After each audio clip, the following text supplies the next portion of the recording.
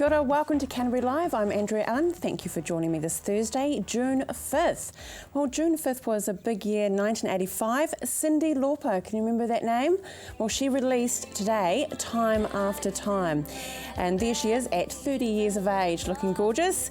And their title came after she saw the 1979 movie of Malcolm McDowell of the same name, and she built it from there. It actually got nominated for Song of the Year in 1985 as well for the Grammy Awards. But here she is now, still looking like a rocker, isn't she? And she is 60 years old. Amazing. Well, hello, Mr. Marky Monk and the Funky Bunch, but we know him well as Mark Wahlberg these days. And here he is at 19 years of age. He started out as a rapper and modelled for Calvin Klein. Then he broke it into acting, and he's had a couple of great movies like The Fighter and The Departed, and he's in the recent Transformer movie. And here he is now. Well, he is 42, and hello, that was a few years ago. Any regrets that he has? Only one, his tattoos, and he's currently having those removed. And last but not least, Kenny G. He's 57 today, and of course he's the smooth jazz saxophonist. Here he is at 25. Check his hair out. He looks like he's just stepped off the set of Wedding Singer from Adam Sandler. It is amazing. In 97, Kenny G earned a place in the Guinness Book of World Records for playing the longest note ever recorded on a saxophone using circular breathing. Kenny G held an E flat for 45 minutes and 47 seconds. Incredible. But here he is now. No, he's not there, but I can tell you that if you Google him, he does look pretty similar. Still has the curly hair, probably not as massive. He's passionate about his golf. He flies planes and was an early investor in Starbucks. Hello, ka-ching ching. So I think he's doing very well. Now, coming up on today's show, we have ANZ Money Matters. We have a sneak preview of tonight's episode of Loose Lips. I'm joined by some folks to talk to me about the new proposal for Littleton. But first up, we're heading out to Hollylee, and watch the segment because they actually have some of the villas that are for sale at the moment, but we'll talk about after the segment. But here we are, Hollylee on location.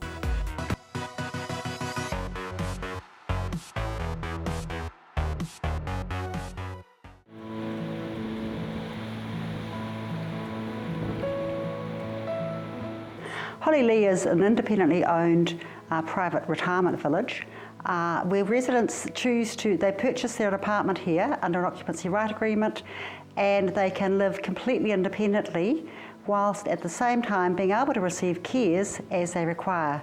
In the 1990s, the board decided that it was time to rebuild on this site. The existing buildings that had been here had been for over 100 years.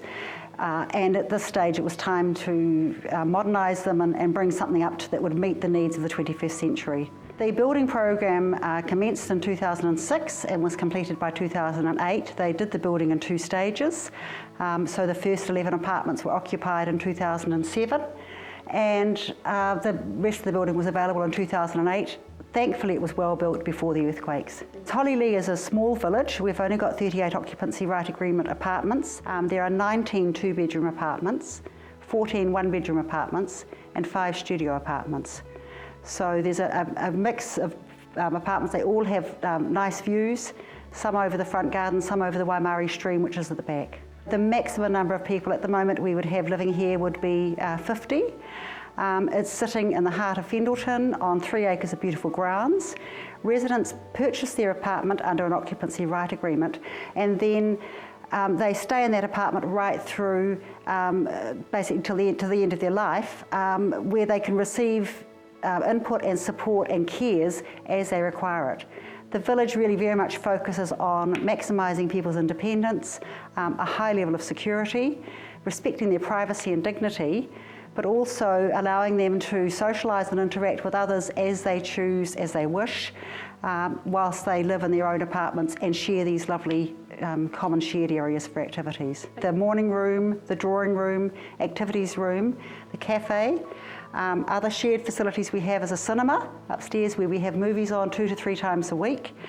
We've got a gymnasium where we have a personal trainer who comes in and takes an exercise class twice a week. We also have a lady who comes in and takes Tai Chi, which is very popular.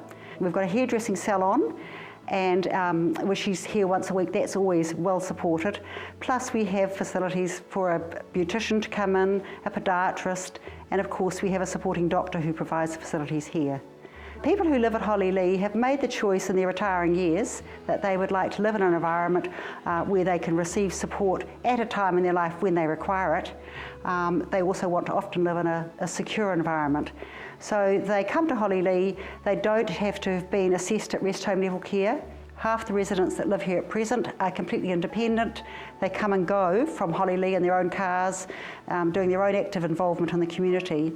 But they also know that at any time that they need any support, there are staff available 24 hours a day.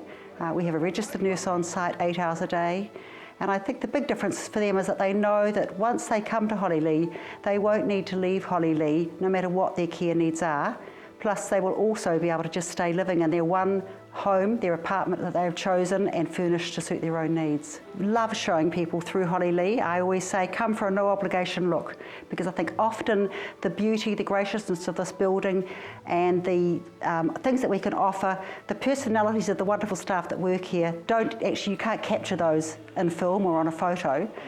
I know the residents that are here that made the decision to make a move and come and live at Hollylee, especially where they've been quite independent, they said they absolutely love it.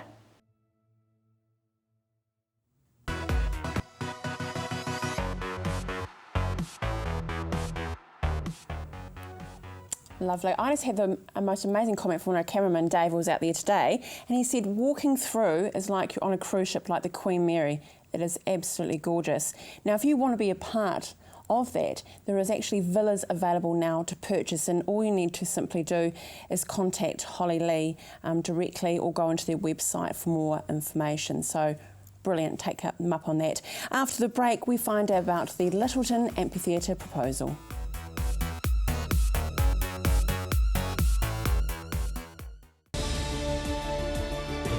Join us this weekend as we bring you all the stories that captivated us over the past week. CTV Newsweek in Review, Saturday and Sunday at 5, only on CTV. Come on down to Ferrymead Golf. Care for a game of paintball? How about some swings on the old driving range? Or on our par 3 9-hole golf course? Test your skills on the mini golf course or have a go at the airgun shooting range. Then relax at the Wow Cafe with one of our super succulent Wow Burgers. Whether you want to perfect your swing or are looking for a fun family day out, come down to Ferrymead Golf, 50 Ferrymead Park Drive, right next to the Ferrymead Heritage Park. Christchurch has its very own enchanted utopia, the Hitching Post. Pop in and see for yourself. A magical assortment of handmade creations, custom-made candles and artwork. Choose from our huge range of water features, garden art and imported giftware. Specialists in handcrafted metal artwork made in store. Nestled on 722 Marshlands Road. The Hitching Post, defining art our way. Pestral has the latest technology that repels rats and mice and even helps control cockroaches. Covers walls, ceilings and open spaces. Combines electromagnetic, ultrasonic and ionic technologies. Harmless to pets and people, just plug it in. Order your Pestral rodent-free today. Now $149.90 plus courier.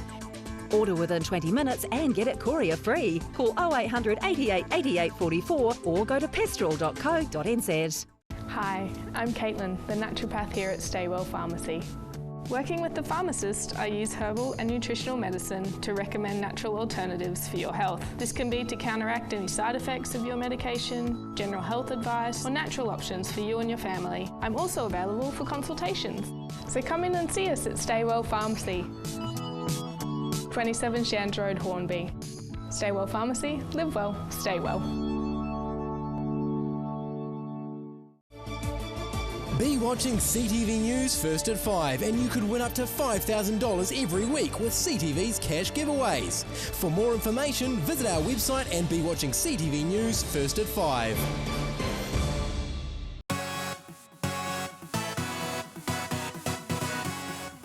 Welcome back to Canterbury Live. Now I'm joined by Brian Rick. Brian, welcome to Canterbury Live. Thank you, Andrew. And very exciting, you're talking about a wonderful new proposal, fingers crossed, for Littleton. That's correct. So tell us about an amphitheatre. That's right.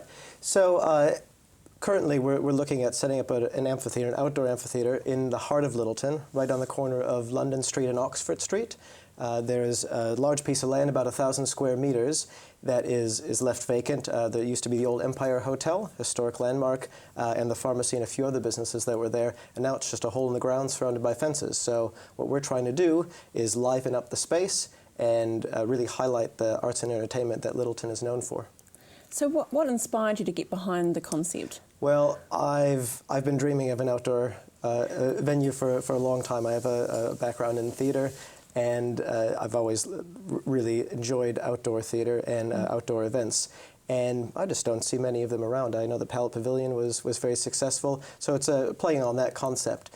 So when that opportunity came to us, I work for Project Littleton, a group that's responsible for the farmers market and the street festivals.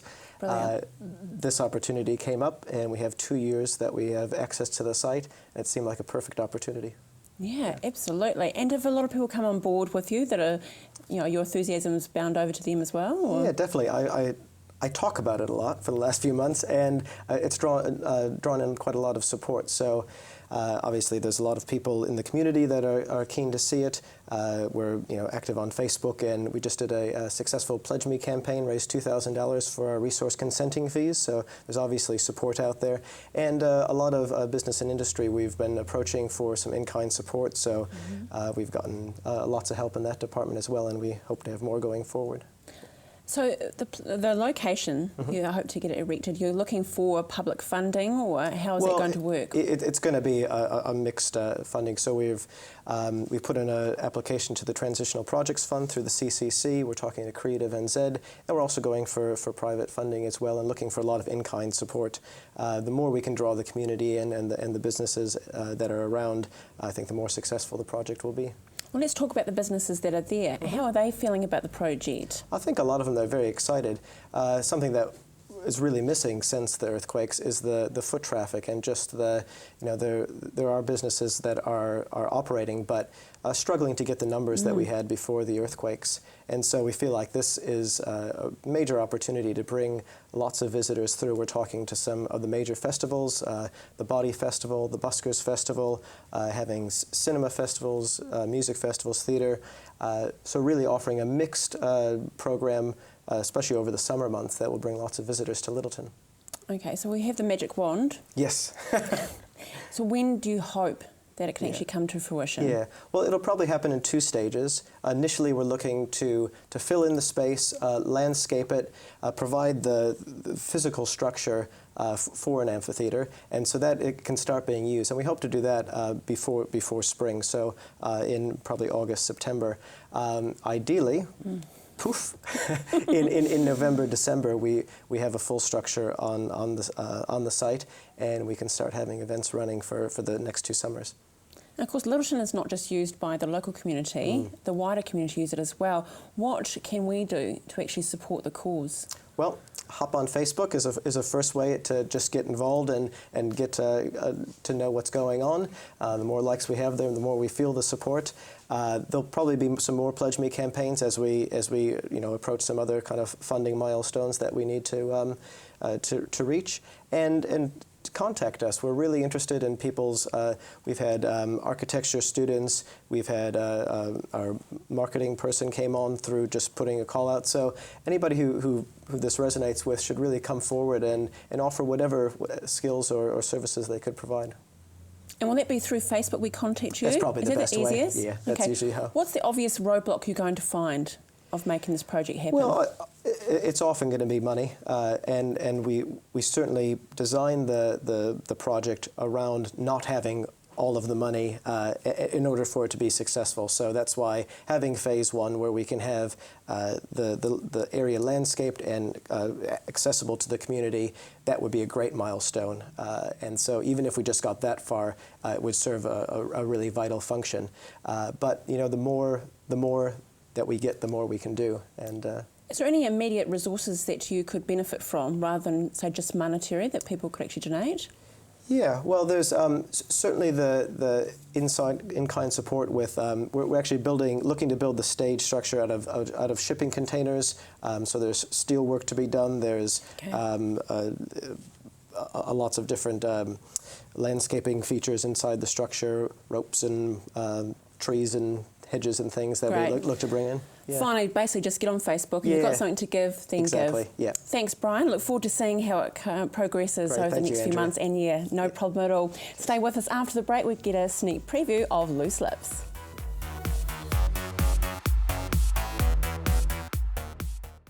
High Heels in the High Country is a programme on CTV, 8 o'clock on a Tuesday night. It focuses totally on the rural women, the people who are doing everything from running farms to running businesses. High Heels in the High Country, 8 o'clock Tuesdays.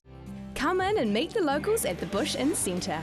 Whether it's to grab a coffee on the go or to catch up with a friend over lunch or dinner, the Bush Inn Centre is the perfect place. With our unique range of shops, you'll find everything you're looking for and more. Our friendly locals are always happy to help. We have plenty of parking at the Bush Inn Centre, making your shopping experience just a little bit easier. So come in, meet the locals and shop Bush Inn. You'll find us on the corner of Riccarton and Waimari Roads. Yuck, look at all this moss and lichen. I'm not getting up there, not in these heels. Time to call Mossbuster. Mossbuster is a no-bleach, non-abrasive, biodegradable solution that has over 35 years of proven results. You can buy Mossbuster online for less than half the cost of other well-known products and can be yours for less than $1 a litre. You just spray it on and let Mother Nature do the rest, or Mossbuster can do it for you. Check out our website or call the Mossbuster crew for a free quote. Mossbuster, 0800 88 1000. Hi, I'm Steve and welcome to Carpet Kingdom. At Carpet Kingdom we stock a massive range of carpets and we're also the largest vinyl stockist in the South Island. And not only do we have an excellent range in store, but you can purchase our stock online. We offer free measuring quotes, we have our own installation team, we ship nationwide, so come on down and see us at Carpet Kingdom. 312 Wilsons Road in Waltham, just off Bryant Street, or visit us online at carpetkingdom.co.nz. Join us this weekend as we bring you all the stories that captivated us over the past week. CTV Newsweek in Review, Saturday and Sunday at 5, only on CTV. Welcome back to Canterbury Live. Now, we've been fortunate enough to get some more books to give away to you today. So all you need to do is call 03 3777 033 for Boundless and for the Chakra book for children from Phyllis Brown. Now, we are talking about money with ANZ Money Matters.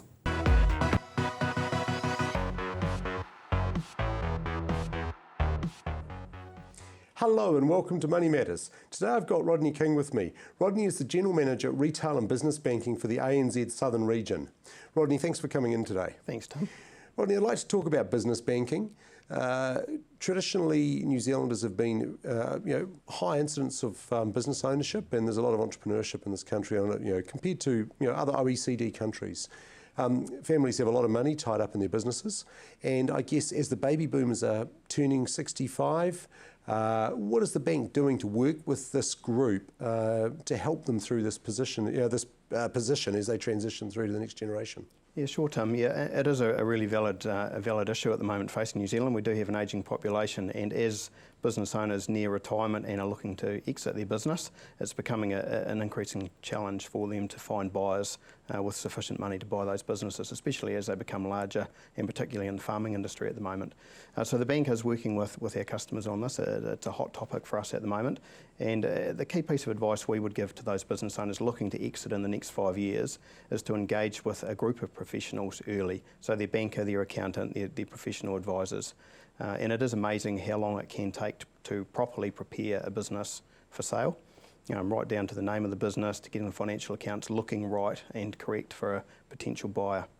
So we're working hard on that. Certainly, and also have you got strategies in place within the bank to help business owners looking to transition through to next generation, or the likes of, for example, you might have one generation or one of the next generation wanting to go into the business and one not wanting to. You've obviously got some liquidity release options there. What is the bank doing in those with those structures? Yeah, we can tailor a solution to suit any customer, and equity partnerships are quite a common vehicle at the moment for doing exactly what you've just mentioned, Tim.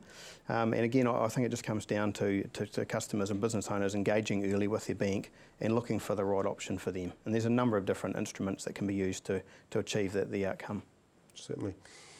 The earthquakes have created a unique position for a number of smaller to medium-sized Christchurch businesses.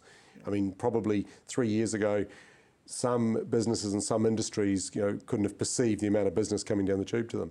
Yeah. What is the bank doing to work with businesses needing, for example, increase in working capital or new assets, or alternatively potentially acquisition of a competitor to grow? How's the bank working with those companies? Yeah, there's certainly been a change in the last 3 years that we've seen, and a number of our customers that were smaller businesses 3 years ago, where perhaps the one primary person that was on the end of the tools is now running a gang of 20 or 30 staff, and the skill set required to run a business like that is quite different. It changes from being good on the tools to managing people, cash flow, pricing jobs, and all of those sort of things. So we've got a range of tools available. Probably the most popular at the moment is a workshop series that we're running in Christchurch, free for our customers, teaching people how to manage their cash flow better, how to manage staff, how to understand their financial accounts, and really working with those business owners where they're in that situation where their business is growing and they need a different set of skills. Certainly. So the rebuild, are you seeing the activity starting to come through? I mean, are the sectors, some sectors over others, or are there other areas of the bank which are supporting different areas of growth? Yeah, I think it's fairly broad-based sort of expansion going on across Christchurch at the moment. Clearly that anything linked to the trades industry is doing really, really well. And for us, it's working right through the supply chain and making sure that we're supporting all customers with their needs. And UDC, our finance company, are very busy at the moment supporting people buying plant and equipment to get stuck into that CBD. Thank you very much, Rodney. Thanks.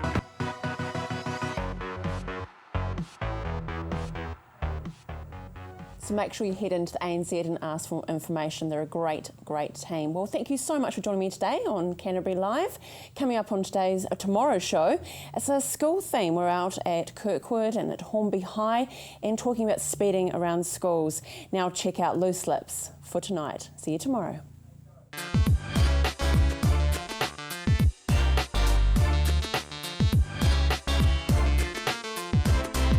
Thank you. Now, tonight's show is shaping up to be a show on shape.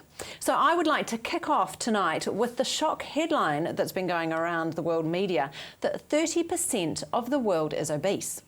So this is almost a third of the world is now considered fat, and no country that has these kind of rates has been able to curb their obesity rates over the last 3 decades. Researchers have found more than 2 billion people worldwide are now overweight or obese. What do we think about this? There seems to be an incredible dichotomy between sort of the poverty in the world and then this obesity issue. And this, we're talking clinically obese here. Yeah. We're not talking just, nice, good, chunky, normal figures. What's going on?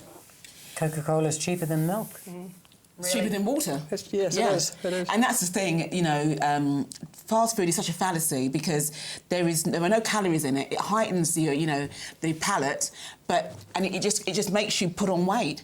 But you can actually make a good meal with seasonal ingredients that is just going to be just as tasty, but people don't think they have the time, and that's the scary thing. People just don't think they have the time when they do, Yeah.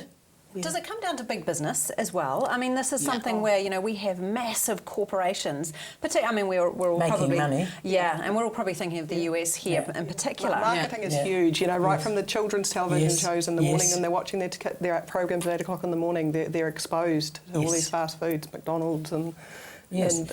Back to you, Jax, in as much that there's a lot of people out there that can't cook, don't know how to cook. Well, I'm here to help. I was going to say, is this where you step in? Well, absolutely, and that's what I'm trying to do. I'm trying to inspire, I'm trying to teach people how to cook, but it's about re-education. Yeah. And that's what I had. My mother taught me to cook when I was 7. Yeah. We went out into the garden, we chose food, and we came out, and it's always been the way I've cooked. I've never changed. My children cook in exactly the same way. Fantastic. Absolutely, they'll have takeaways now and again, but they will always revert to the fresh food. If you've got people eating highly flavoured processed food, and they eat a carrot from the garden, it actually going to taste like a carrot in their mind. But if they're eating something that is highly processed, it's going to have additives, it's going to have colourings, it's going to have, chemical sugars, all those things that are going to really bypass their taste buds and go straight to... fat. Yes, but then, exactly. I'm guilty of this evening, a crazy day at home and everything else, and the kids are off to McDonald's for dinner tonight. So it's kind of one of those situations of like every now and then. If it's a reward every now and then, it's not every night. Yeah. We also do have our veggie garden. I got into that problem where I was takeaways, sometimes breakfast, lunch and dinner. Wow, okay. The lifestyle that I had after the earthquakes was just crazy, and I got very much out of the habit. And so I have been looking at, the show that you do on your countdown ads and trying to think, how can I better prepare my foods? And so I've started a veggie garden. I've put in a cool wee vertical garden, and I've got all these pots all there. I've taken the roses out of the pots, and they're going to have veggies. Yeah, because you can't eat them. You can't eat them, Andrea. And I've lost about 5 kilos already with that. That's the way. Yeah, absolutely. Well, is it something that we can actually reverse? I mean, is this something that we actually need to look to the next generation, or do you think we can make our current generation healthier? It takes a bit of effort. I would say so, and I don't think that a kid is going to listen, or a family, who like Kentucky Fried or McDonald's or pizzas or whatever it is, they're not going to listen to you when you say, but eat more healthily. Do this, do that. Can you make a white sauce by the roux method? But Jamie Oliver in England, he tried. Food Revolution, he's doing really, really well. In the schools? Yeah, in schools, because obviously in England there's school dinners with chips and lasagna and pizzas, and he's taken that all out and he's changed it around. And I think we can re-educate. I think we can. It takes years. If you really love your child, and then you would listen, because obviously if you don't, then your child will what will happen is it won't be productive. By the time they're in their late 20s, 30s, then they'll actually they'll have a body of a 50-year-old. Not that there's anything wrong with that, because I'm nearly there myself, but in your 20s, that's not what you want to see. Exactly. And I think this marketing issue that we've all touched on is something quite important, and there's been a bit of a hoo-ha in New York just in the last week. I'm not sure if you've seen this or not, but there's a couple of New York mums who have actually created an action doll of normal proportions. I have to admit, I look at these dolls and kind of go, oh my goodness, I think we might actually have a wee shot of them sort of at some point. There we go. I look at them and think, goodness, they don't look unusual at all, but they are dramatically different from the dolls that have been marketed with the teeny tiny waists and the massive chests and the teeny tiny hips. And these dolls are anatomically more correct for our girls growing up. Is this the kind of thing that we need to be pushing for our children? Yeah, I think absolutely. We've got such an image crisis in our communities. We're being told daily by the magazines in Hollywood we've got to be thin, thin, thin, but yet we're not. As a community, we're not, and so we're getting really torn, and we're putting the blame on ourselves. I'm just obviously not good enough. I'm failing at my eating, but honestly, it's the culture. We've been led into this culture that's very difficult to escape from. Yeah, for sure. So these dolls, do they have special powers? Because they look like they should have. Yeah, well, apparently they come with armour that you can take on and off, and special weapons and all this kind of stuff. Oh my goodness! You want one? Yeah. We'll have to see what we can do and find one. Yes, please. Like a pink one.